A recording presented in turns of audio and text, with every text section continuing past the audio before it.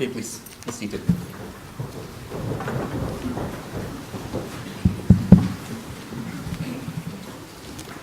Thank you. I'm Employment Judge Donald McKinnon, and on my right I have Ms Doyle, and on my left I have Ms Hodgson. Now, I understand that we are here in the case of Mr Bulldog versus Cumbernauld Futures. That's right, sir. And Ms Kemet, you act for the claimant, I believe? That's right, sir. And Mr O'Hare, you act for the respondent? Yes, sir. Okay, are there any preliminary points? Just one preliminary point, sir. I understand from my friend that the claimant has obtained alternative employment starting a week on Monday at the same salary. Is that correct? Yes, sir, it is. Losses in this case are therefore agreed between the parties. However, my client would still like to have his job back at Cumbernauld Futures, and accordingly that needs to be considered by the Tribunal. Okay, thank you. Are there any other preliminary points? No, sir. Okay. Well, as this is a case of dismissal, and I take it dismissal is admitted? Yes, sir. Okay, in which case then it is for the respondent to lead. Mr O'Hare, who's your first witness? The respondent would like to call Mr Butler, sir. Okay, please take a seat. So if you can just remain standing. Will you be taking the oath or affirming? I'll take the oath. Okay. Would you raise your right hand, please?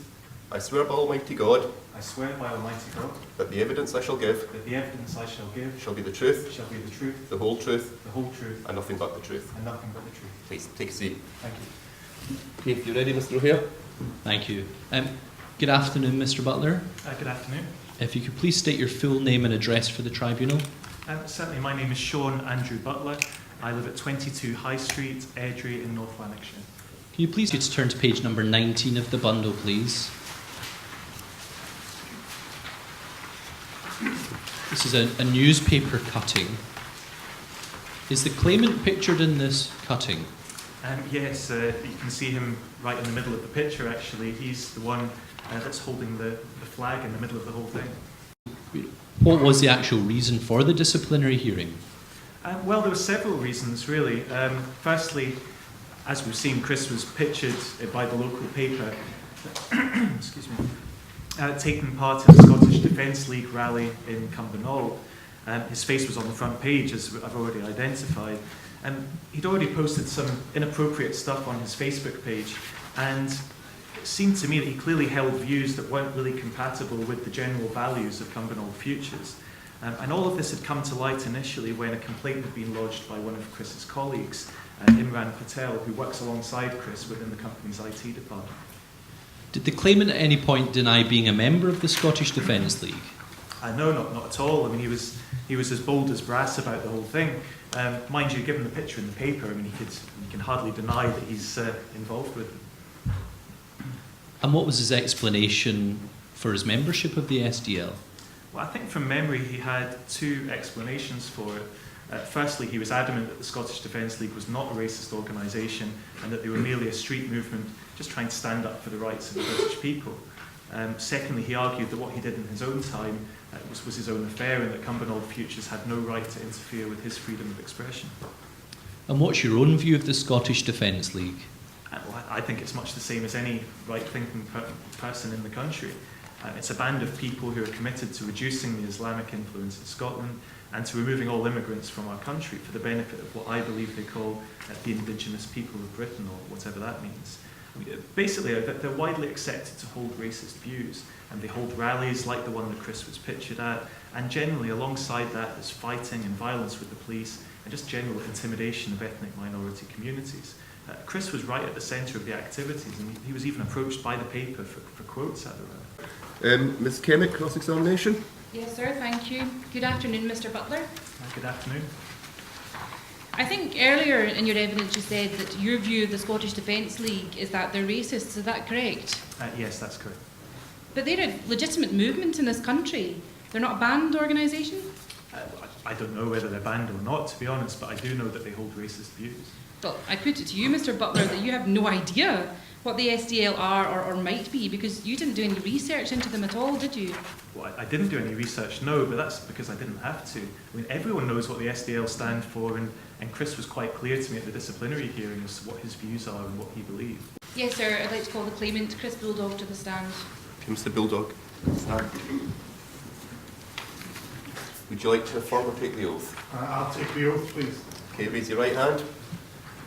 Say after me, I swear by Almighty God I swear by Almighty God that the evidence I shall give that the evidence that I shall give shall be the truth, shall be the truth, the whole truth, the whole truth, and nothing but the truth. and nothing but the truth. Please take a seat. There's a microphone in front of you. You may not need it.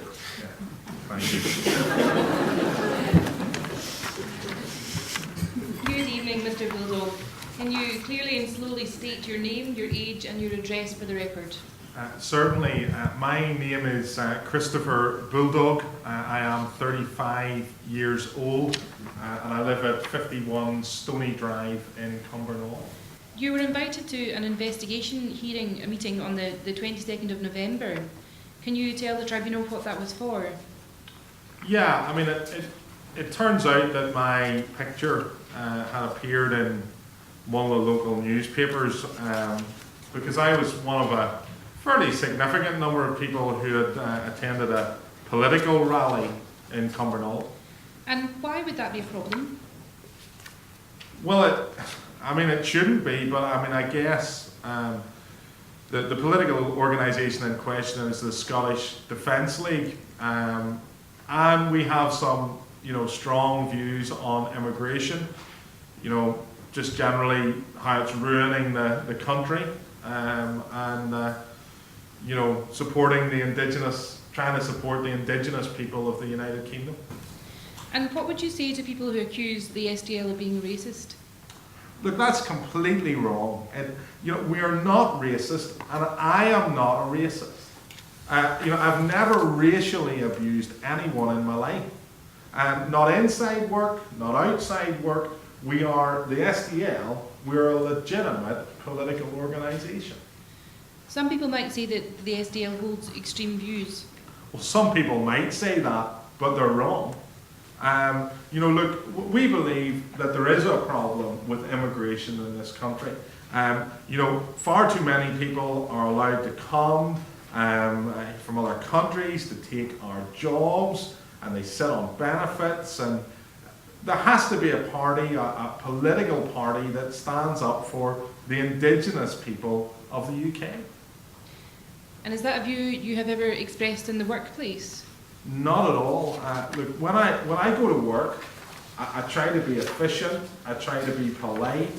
And I believe I treat everyone in the office with respect, including Imran Patel.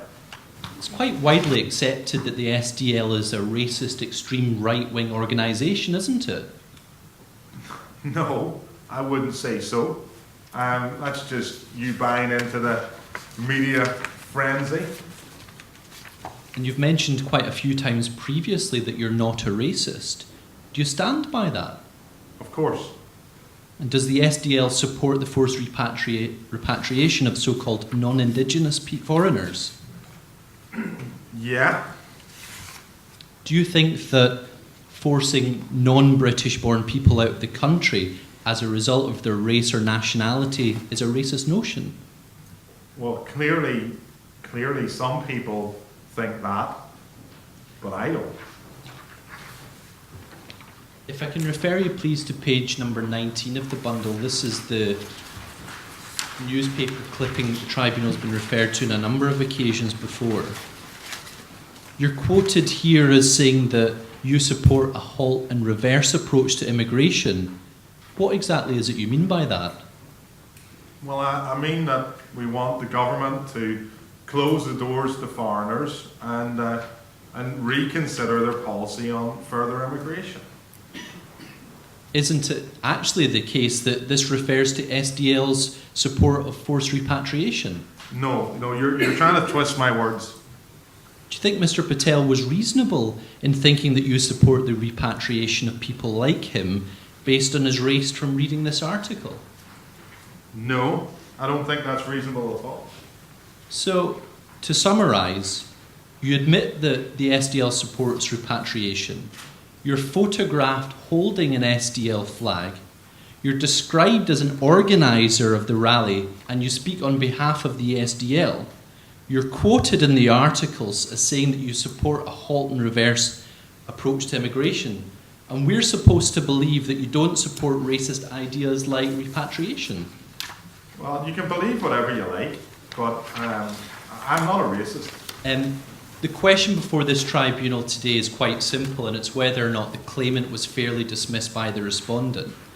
The respondent's primary reason for dismissal is that of the conduct of the claimant. If the tribunal is not with me on this point, then the respondent submits in the alternative that the alternative reason for dismissal is that of some other substantial reason, and that being third-party pressure to dismiss from the council. Both are potentially fair reasons as set out in the Employment Rights Act 1996. It's submitted that the purpose of the evidence led before the tribunal was twofold. Firstly, that the respondent formed a genuine belief that Mr. Bulldog expounded racist views which violated Mr. Patel's dignity and had the potential to damage the respondent's reputation, thereby entitling the respondent to dismiss him for gross misconduct. And secondly, that because of the council's threat to remove funding, the respondent was left with no option but to dismiss him for fear of financial ruin. I would agree with my friend that the question before this tribunal is whether or not Mr. Bulldog was fairly dismissed by the respondent to Criminal Futures. The respondent has advanced two potentially fair reasons for dismissal. The first is conduct, and the second is some other substantial reason. My submissions in this case will be threefold. First, that no such fair reason for dismissal existed in this case. And second, that if a fair reason did exist, the respondent did not behave reasonably in dismissing the claimant. And third, that the decision to dismiss fell out with the band of reasonable responses open to an employer in these circumstances.